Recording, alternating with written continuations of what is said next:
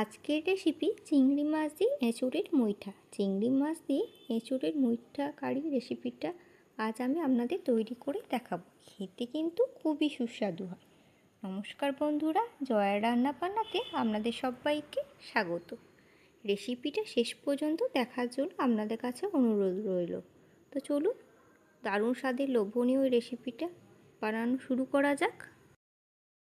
তো দেখুন, এঁচোড়ে মুইঠা তৈরি করার জন্য প্রথমে আমি একটা বড় সাইজের এঁচোড়কে কেটে তার ভেতরের অংশটা এরকম করে কিউব আকারে বা এরকম মিডিয়াম সাইজ আকারে করে প্রথমে কেটে নিয়েছি। তো এগুলোকে আগে প্রথমে একটু সেদ্ধ করে নেবো। তো নুন হলুদ দিয়ে আমি প্রথমে এটাকে একটু সেদ্ধ করে নিয়েছি, ভালোভাবে সেদ্ধ হয়ে গেছে। এরপর এটাকে একটু চামচে দিয়ে বা আপনারা চাইলে হাত দিয়েও ম্যাশ করে নিতে পারেন। এবার পুরো এঁচোড়টাকে এরকম চামচ দিয়ে আমি ভালো করে মেখে নিই। দেখুন, ভালোভাবে এঁচোড়টা আমার মাখা হয়ে গেছে। আর একটা ছোট্ট আলু আমি সেদ্ধ করে ম্যাশ করে রেখেছি। এবার এঁচোড়টা ভালো করে মেখে নেওয়ার পর আমি সামান্য পরিমাণ কাঁচা লঙ্কা কুচি দিয়েছি একটু ঝাল ঝাল করার জন্য। দিলাম 1 টেবিল স্পুন আমচুর পাউডার, দিচ্ছি 1 টেবিল স্পুন ঘরের তৈরি ভাজা মশলা। আমি ভাজা মশলাটা কীভাবে তৈরি করেছি সেটা আপনারা জানতে চাইলে আমার ডেসক্রিপশন বক্সটা একটু চেক করে নেবেন। নুন হলুদ দিয়ে সেদ্ধ করার পরে সামান্য পরিমাণে একটু লবণ আমি স্বাদ মতো দিলাম। তো আপনারা যদি লঙ্কা ঝাল না খেতে চান সেক্ষেত্রে আপনারা লঙ্কাটা অ্যাভয়েড করবেন। তো এগুলো সব কিছু ভালোভাবে এবার আমি মাখিয়ে নিচ্ছি। আলু এঁচোড় পুরোটাই ভালোভাবে এরকম করে মাখিয়ে এবার এটা কোপ্তার আকারে, মুইঠা মানে তো কোপ্তায়, তো কোপ্তা আকারে এবার আমি এগুলো গড়ে নিই। চলুন ভালো করে আমি মেখে নিচ্ছি এগুলো ভালো করে।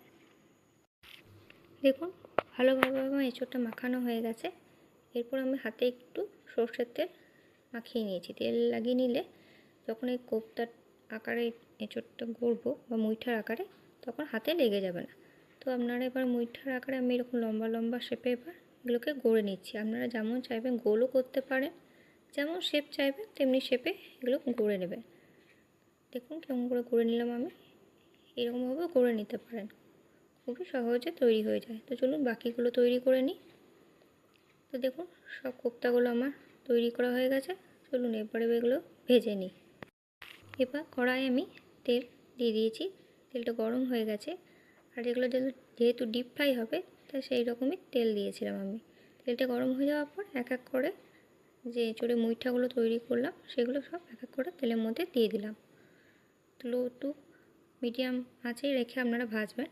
তো দেখুন লাল করে ভাজা হয়ে গেলো। এরকম দু পিঠ করে যখনই লাল করে ভাজা হয়ে যাবে, এবং লাল ভাজা হয়ে যাওয়ার পরে এক এক করে সব তুলে নেবে। তো আমার লাল করে ভাজা হয়ে গেছে। তো চলুন এগুলো এবার তুলে নিই। তো দেখুন এঁচোড়ে মুইঠাগুলো ভেজে তুলে নেওয়ার পর ওই তেলেই অবশিষ্ট যে তেলটা ছিল সেই তেলের মধ্যে এবার চিংড়ি মাছগুলো আমি ভেজে নিচ্ছি। চিংড়ি মাছগুলো আগেই আমি নুন হলুদ আর লেবুর রস মাখিয়ে রেখেছিলাম। সেইগুলো এবার এক এক করে চিংড়ি মাছগুলো দিয়ে একটু ভেজে নিচ্ছি।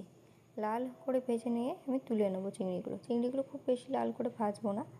তো আমি মুইঠার মধ্যে আমি চিংড়ি মাছ দিইনি, আপনারা চাইলে মুইঠার ভেতরেও পুর হিসাবে চিংড়ি মাছ দিতে পারেন। তো আমি সেইভাবে করছি না। তো দেখুন আমার চিংড়ি মাছগুলো লাল করে ভেজে সব তুলে নিয়েছি। তো চলুন বাকি রান্নাটা করি।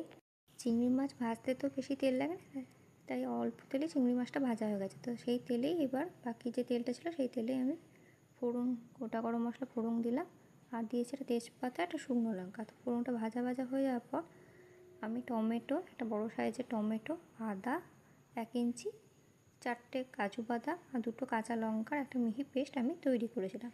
সেই মিহি পেস্টটা এবার এর মধ্যে দিয়ে দিলাম ফোড়নটা ভাজা হয়ে যাওয়ার পর।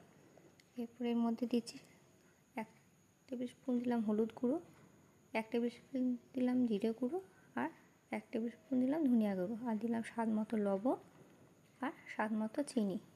সব কিছু দিয়ে এবার এটাকে মশলাটাকে একটু ভালো করে আমি প্রথমে কষিয়ে নিই। চলুন, তো ভালো করে 5-10 মিনিট মতো একটু কষাতে হবে, যতক্ষণ না মশলা থেকে তেল ছেড়ে বেরিয়ে আসছে। তেল ছেড়ে বেরিয়ে আসলে বুঝবেন মশলাটা কষানো হয়ে গেছে ভালো মতো করে। তো এরকমভাবে আমি 5-10 মিনিট কষিয়ে নিলাম। তারপরে 1 কাপ মতন আমি গরম জল এটার মধ্যে দিয়ে দিয়েছিলাম। জল দিয়ে একটু ফুটলো, তারপর আমি ভেজে রাখা চিংড়ি মাছগুলো এরপর এর মধ্যে আমি দিয়ে আর একটুখানি এটাকে একটু ফুটতে দেবো। তো বন্ধুরা, ভিডিওটি ভালো লাগলে অবশ্যই একটা লাইক করে দেবেন আর কমেন্ট করতে কিন্তু একদমই ভুলবেন না। প্লিজ সবার সাথে শেয়ার করে নেবেন। নতুন বন্ধুদের আমার চ্যানেলে স্বাগত জানাই আর পুরনো বন্ধুদের চ্যানেলে পাশে থাকার জন্য জানাই অসংখ্য ধন্যবাদ। আর যারা এখনও আমার চ্যানেলটি সাবস্ক্রাইব করেনি তাদেরকে আমার পরিবারের সদস্য হওয়ার জন্য আমন্ত্রণ রইল।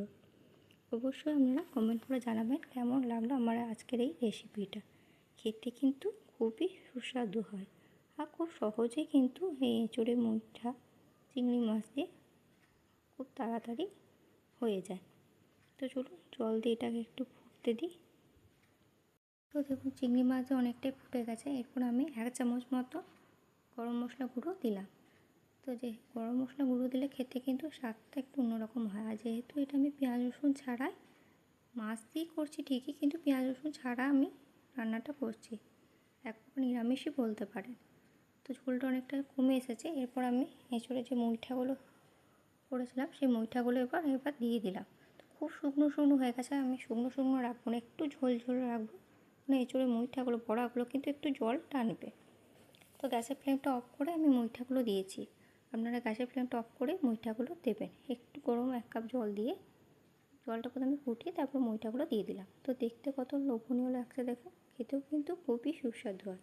আর এখন তো চিংড়ি মাছ পাওয়াও যায় বাজারে, আর এঁচোড়ও প্রচুর বাজারে পাওয়া যাচ্ছে। একবার আমার মতো করে এঁচোড়ে মুইঠা তৈরি করে দেখবে, আশা করি আপনাদেরও খেতে খুব ভালো লাগবে। খেতে সত্যি দুর্দান্ত হয়। তো চলুন বন্ধুরা, আজ আসি তাহলে।